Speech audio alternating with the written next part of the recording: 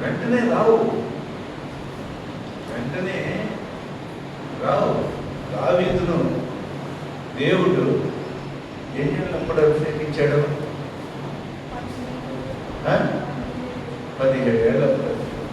ఏమండి, దావీదు ఎన్నేళ్ళకి రాజ్యానికి వచ్చాడు?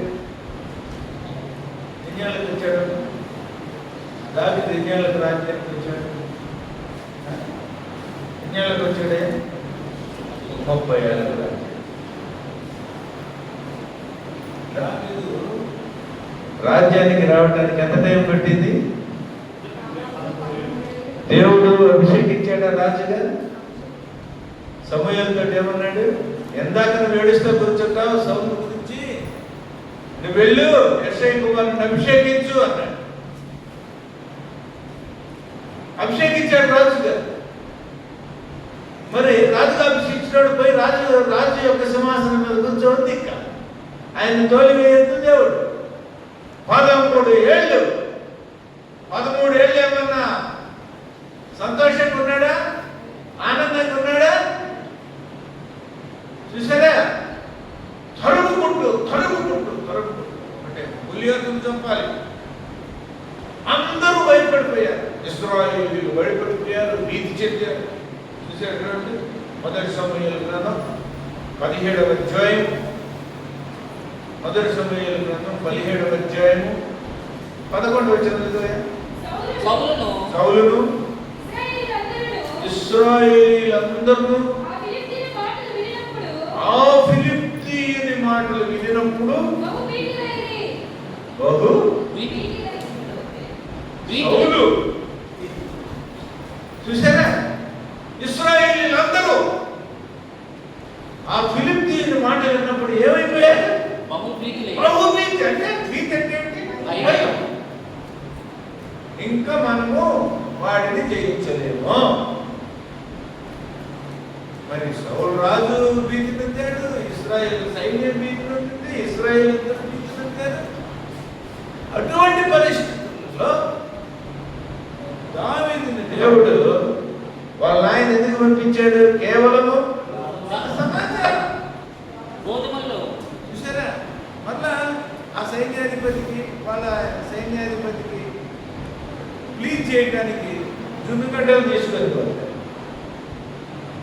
చూసారా? అటువంటి పరిస్థితులలో దావీదు ఏమన్నాడు? 24వ వచనం. ఇశ్రాయేలీయులందరూ ఆ మనిషిని చూచి మిక్కిలి భయపడి వాని ఎదుట నుండి పారిపోగా ఇశ్రాయేలులో ఒకడు వచ్చుచున్న మనిషిని చూచితివే నిజముగా ఇశ్రాయేలును తిరస్కరించుటకై వాడు బయలుదేరుచున్నాడు.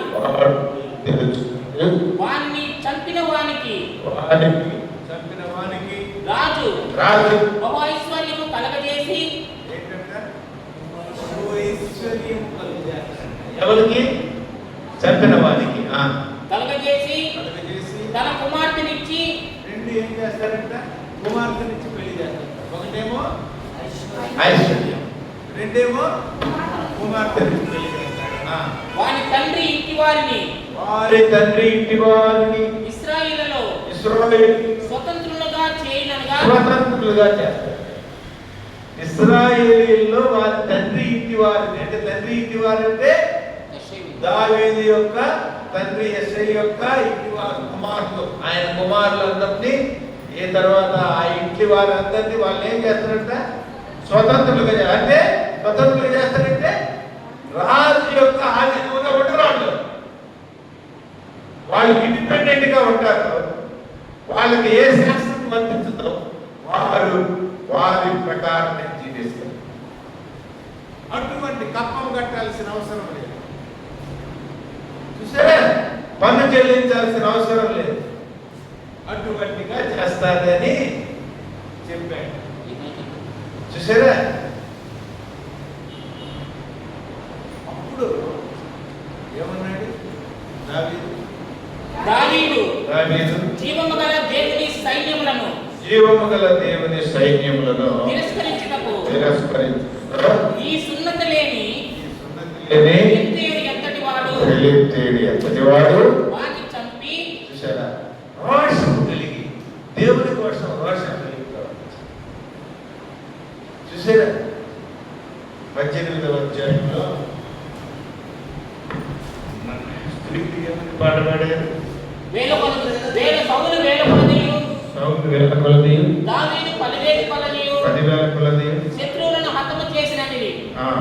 ఆ మాటలు సౌలుకి ఇంపుగా ఉండనందున అతడు బహు కోపము తెచ్చుకొని వారు దావీదునకు 10,000 కొలదనియు నాకు 1,000 కొలదనియు స్తుతులు పాడిరే, రాజ్యము తప్ప మరి ఏమి అతడు తీసుకొనగలడు అనుకొనెను. కాబట్టి నాటి నుండి సౌలు దావీదు మీద చూపు నిలిచెను.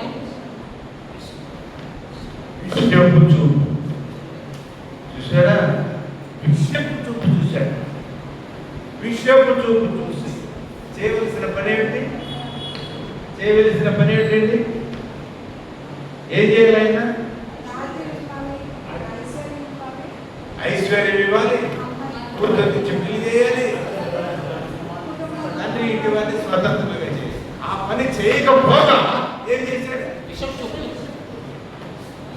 13 ఏళ్ళు దానిని కష్టపడ్డాడు, తరిమినాడు. చూసారా, ఎక్కడ ఉంటే జీవరణ్యములు ఉంటే, ఎక్కడ ఉంటే అక్కడ తరిమి, ఇంకా ఏ లాభం లేదని చెప్పేసి వారందరినీ తీసుకొని పోయి ఒక 400 మంది అప్పులో ఉన్న వాళ్ళని, కష్టంలో ఉన్న వాళ్ళని, బాధల్లో ఉన్న వాళ్ళని తీసుకొని పోయి ఆ తండ్రి ఇంటి వారిని వాళ్ళందరినీ తీసుకొని చూసారా, అడవుల్లో కొండల్లో నాబాల్ దగ్గరికి పోతే నాబాల్ ఏమన్నాడు? దావీదుడు యేసే కుమారుడు ఎవడు? చూసారా, తృణీకరించబడ్డాడు. దేవుని చేత అభిషేకించబడిన వాడు తృణీకరించబడ్డాడు. ఎంత భయంకరమైన పరిస్థితి! ఫిలిష్తీయుల రాజు ముందు, ఆ గాజు యొక్క రాజు ముందు పిచ్చివాడు వేసుకొని జొల్లు గార్చుకొని, చూసారా, తలుపుల మీద గీతలు వేస్తూ ఒక పిచ్చివాణి యొక్క వేసి కారణం ఎన్ని కష్టాలు, ఎన్ని శ్రమ. సిక్కులకు తిరిగి వచ్చినప్పుడు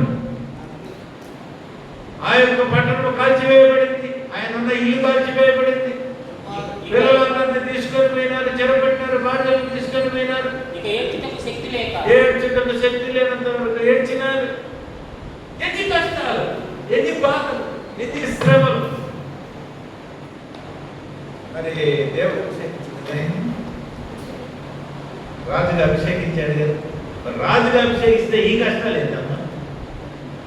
యేసు ప్రభు నమ్ముకోండి, దేవుడు సహాయం చేస్తాడు, రోగులు స్వస్థపడతాడు, బాగు చేస్తాడు, కష్టపడతాడు, ప్రభు రక్షకుడు, పరలోక రాజ్యాన్ని ఇస్తాడు అని చెప్తా ఉంటే ఈ కష్టాలు ఏంటి? మనం నా మీద ఎన్ని కష్టాలు వచ్చినా, ఎన్ని బాధలు వచ్చినా, ఎన్నో శ్రమలు, ఆకలికి భోజనానికి అన్నం లేకుండా 3 రాత్రులు వచ్చినాడు. అక్కడికి వచ్చేసరికి అభ్యంతరం అన్నాడు, ఏమయ్యా ఏమైనా ఉందా తిట్టడానికి? నా దగ్గర ఏం లేదు. ఉన్నాయ్యా, సన్నిధి వృత్తులు ఉన్నాయి, దేవుడి సన్నిధిలో పెట్టినటువంటి రొట్టెలు మరుసటి రోజున తీసి పెడతాం. 6 రెట్లు ఉన్నాయి. అయితే పవిత్రులు తినాలి, వాటిని అపవిత్రులు తినడానికి లేదంటే మేము పవిత్రులుగానే ఉన్నాం. దేవుని సన్నిధిలో అభిషేకించబడిన వారు మాత్రమే తినవలసినటువంటి రొట్టెలను ఆయన తిన్నాడు. ఆయన తినకూడదు, ఆయన పనివారు తినకూడదు. కానీ కారణం చూసారా, ఆకలి, బాధలు, శ్రమ. ఎవరు? దావీదు అభిషేకించబడిన వాడు, దేవుని చేత అభిషేకించబడిన వాడు. అటువంటి శ్రమకుండా ఉన్న ఆయన నిబ్బరం ఏమన్నా, ధైర్యం ఏమన్నా సడలిందా? దేవుడు నన్ను అభిషేకించాడు, ఒకరోజు నేను ఇశ్రాయేలు మీద రాజుగా ఉంటాను. ఒకరోజు అన్నాడు, నాకు మరణానికి అడుగు మాత్రమే ఉందన్నాడు. ఏమన్నాడు? మరణకు నాకు అడుగు మాత్రమే ఉందన్నాడు. సౌలు చేతిలో నుంచి ఈట విసిరాడు. కూర్చొని అన్నం తింటాను, కూర్చొని ఈట విసిరాడు. అంతే, వెంట తప్పుకోకపోయి ఉంటే దేవుడు తీసుకొని రమ్మన్నాడు. మీకాలు ఇంటిలో నుండి దావీదుని తీసుకొని రండి. అయ్యా బాగా లేకుండా మంచం మీద పడుకొని ఉన్నాడు. కరుణ లేకుండా మంచం తోడు తీసుకొని రండి. చూసారా? మంచం తోడు తీసుకొని రమ్మ. మీకాలు ఏం చేసింది? చూసారా? మీకాలు ఏం చేసింది? కిటికీ కూడా పంపించేసి ఆమె ఒక ఉన్న గృహదేవత అది ఇది పెట్టి మేకపుచ్చుకొని పెట్టేసి ఆ మంచం మీద దుప్పటి పెట్టేసి మనిషి పడుకున్నట్టు చేసేసి తీసుకొని వచ్చేసి అక్కడ పెట్టేసరికి మనిషి ఆడు ఎందుకు చేసినావు ఈ పని? నా కూతురు పోయింది, నువ్వు ఇట్లా చేస్తావా అని అంటే, నేనేం చేశాను, నువ్వు ప్రాణంతో ఉండాలంటే నన్ను బానేమని చేసినాడని ఆమె కూడా అవ్వదని. ఇన్ని కష్టాలు, బాధలు, శ్రమలు అనుభవించిందా లేదా దావీదు? సౌలు రాజు దేవుని మాట వినకుండా ఐశ్వర్యం ఇస్తానని చెప్పి, చూసారా, కుమార్తెనిచ్చి పెళ్లి చేస్తానని చెప్పి, తండ్రి వారి ఇంటిని స్వతంత్రంగా చేస్తానని చెప్పి ఏం చేశాడు? మోసం చేశాడు. ఏం చేశాడు? ఆడిన మాట తప్పాడు. రాజులు ఆడిన మాట తప్పొచ్చాడు. అస్వస్థ రాజు ఏమన్నాడు? రాజు మీద చేసినటువంటి శాసనం ఏ మానవుడు మార్చగలడు. దానియేలు విషయంలో ఏమన్నాడు? మాదీయుల యొక్కయో పారసీకుల యొక్కయో వారి యొక్క క్రమం ప్రకారంగా ఒకసారి రాజు చేత ముద్రించినటువంటి శాసనం రాజే మార్చలేదు. కాబట్టి దానియేలు సింహం పొందుతుంది. అయితే దేవుడు వదిలిపెట్టాడా? వదిలిపెట్టాడా? 9వ అధ్యాయం 23వ వచనం. దానియేలు గ్రంథం 9వ అధ్యాయం 23వ వచనం. నీవు బహుప్రియుడవు గనుక నీవు విజ్ఞాపన చేయ ఆరంభించినప్పుడు ఈ సంగతిని నీకు చెప్పుటకు వెళ్ళవలనని ఆజ్ఞ బయలుదేరింది. అబ్బా, ఎప్పుడంటే ఆజ్ఞ బయలుదేరింది వెళ్ళాలని? విజ్ఞాపన చేయాలి. ఎవరు విజ్ఞాపన చేస్తున్నాడు? దానియేలు ఎవరు? దేవునికి ప్రియుడు. దానియేలు నీవు బహు ప్రియుడు కనుక, కాబట్టి ఈరోజు కాంతారావు గారు నీవు ప్రియుడు కనుక, అబ్రహాం గారు మీరు ప్రియుడు కనుక అని చెప్పేసి, చూసారా, అమ్మ కళ్యాణమ్మ నీవు ప్రియురాలు కనుక దేవుడు చెప్తున్నాడు ఈ మాట. నీవు విజ్ఞాపన చేసినప్పుడు ఏంటంటే ఈ సంగతి నీకు చెప్పుటకు వెళ్ళవలని ఆజ్ఞ బయలుదేరిందట పరలోకం నుంచి. ఏమండి, ఈరోజు మనం చేసే విజ్ఞాపన ప్రార్థన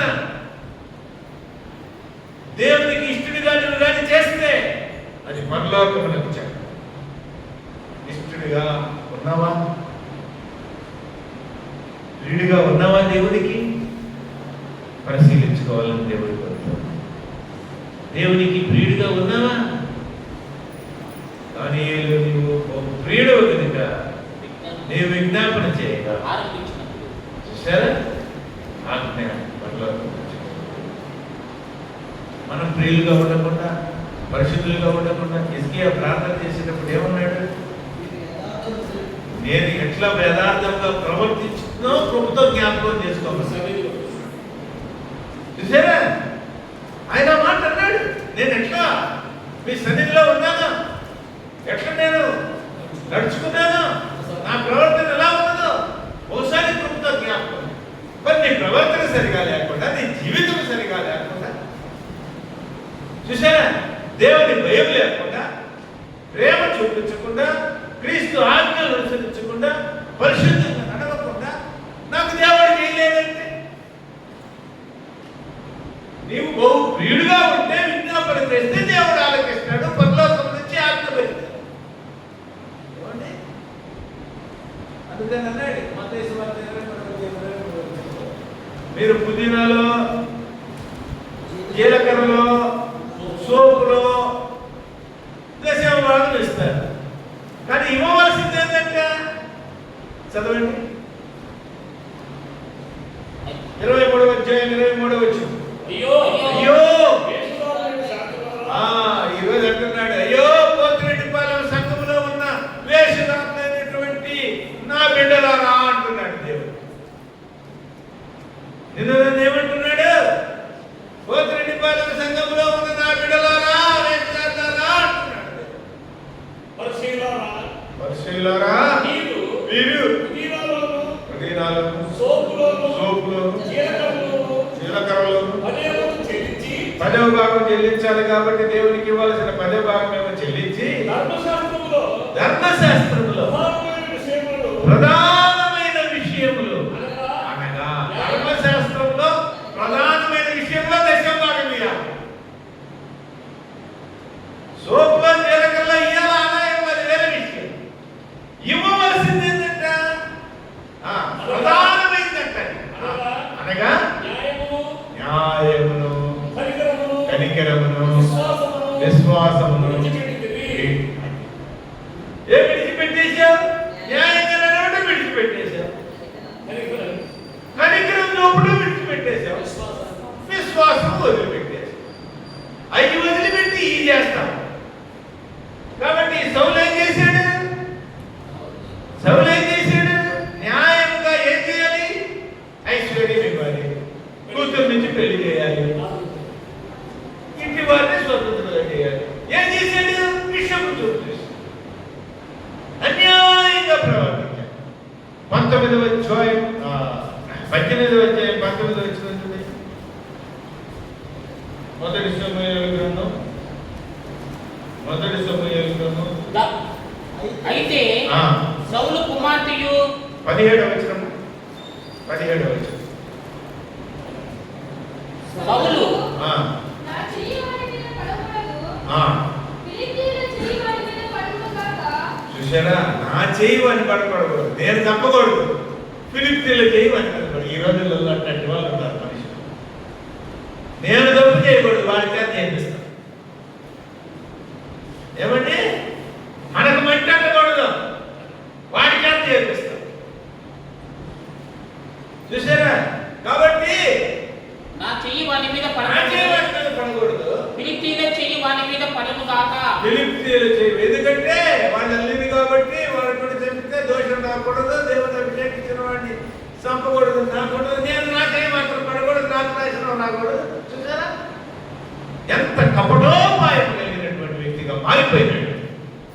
అనుకొని దావీదు నా పెద్ద కుమార్తె మేరాబును నీకు ఇచ్చును. చూసారా, పెద్ద కుమార్తె అయిన మేరకు నీకు ఇత్తును. నీవు నా పట్ల యుద్ధశాలివై ఉండి యెహోవా యుద్ధములను జరిగించవలెనని. ఏమంటున్నాడు? యెహోవా యుద్ధాలు అంటున్నాడు. దేవుని విడిచిపెట్టాడు, విషయం చూస్తూ ఉన్నాడు. కపటంగా నా చేయవాడిని వెలువడు, ఫిలిష్తీయులు చేయబడ్డ పడవచ్చు అనుకున్నాడు.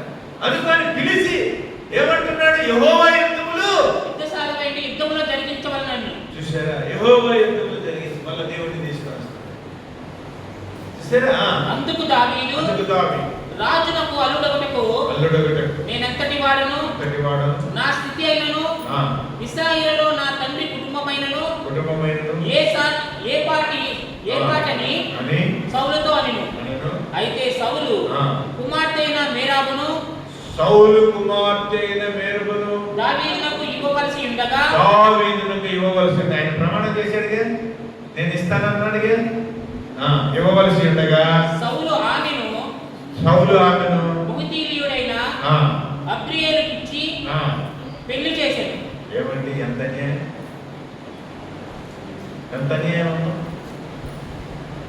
చూసారా? రాజు అన్యాయంగా ప్రవర్తిస్తాడు. రాజు అన్యాయంగా ప్రవర్తిస్తాడు. కాబట్టి ఏమన్నాడు ప్రభు? అయితే మీరు పుదీనాలు, సోపులు, జీలకర్రలు ఇస్తారు కానీ న్యాయం, ధర్మశాస్త్రంలో ప్రధానమైన విషయంలో అనగా న్యాయమును, కనికరమును, విశ్వాసం. సౌలు ఏం విడిచిపెట్టాడు? న్యాయాన్ని విడిచిపెట్టేశాడు. అన్యాయంగా ప్రవర్తిస్తున్నాడు. అన్యాయంగా ప్రవర్తించాడు. చూసారా? నీవు నేను ఎలా ప్రవర్తిస్తున్నాను? న్యాయమును విడిచిపెట్టేస్తున్నాను. కనికరం సమయం లేదు కాబట్టి, 8 అయింది కాబట్టి, లూకా సువార్త 10వ అధ్యాయం 30వ వచనం చదవనవసరం లేదు. అక్కడ ఒక సూపర్ చేసినటువంటి కార్యాలు, ఒక సమరయుడు చేసినటువంటి కార్యాన్ని దేవుడు తెలియదు. దొంగల చేతిలో పట్టబడినటువంటి ఆ యొక్క సమరయుడు ఏం చేశారు? ఆ యొక్క వాటిని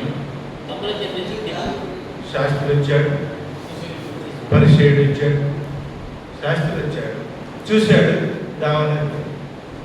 పరిచయుడు వచ్చాడు, చూశాడు, దావని. అయితే ఒక సమరయుడు వచ్చాడు. సమరయులు సాంగత్యం చేయరు. సమరయులు ఎంతో పాపిష్టులని అనుకుంటారు. సమరయులు ఏమంటారు? పాపిష్టులు అనుకుంటారు. అందుకనే సమరయ స్త్రీ దగ్గరికి యేసు ప్రభు వారు దాహరణకి పెడితే సమరయ స్త్రీ ఏమన్నదయ్యా?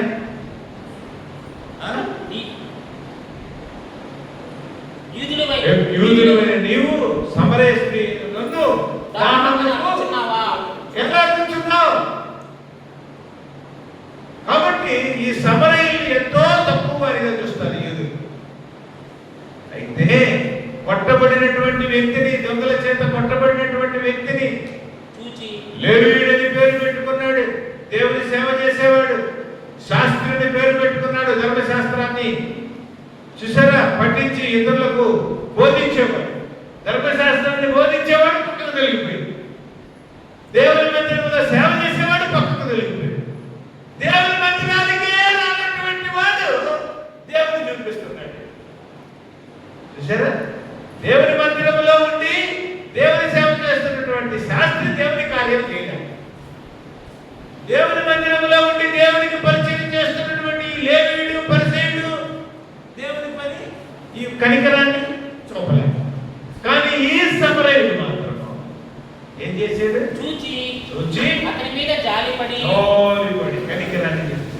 ధర్మశాస్త్రంలో ఉన్నటువంటి కనికరాన్ని ఎవరు చేస్తున్నారు? సమరయుడు.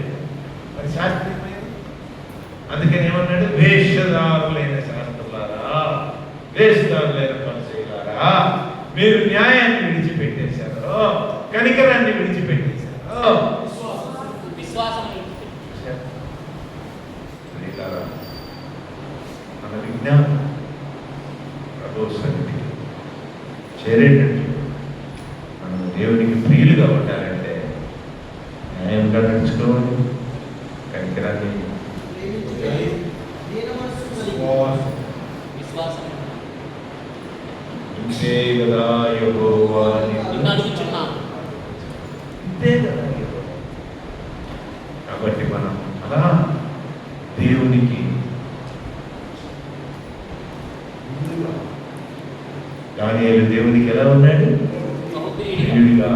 దానియేలు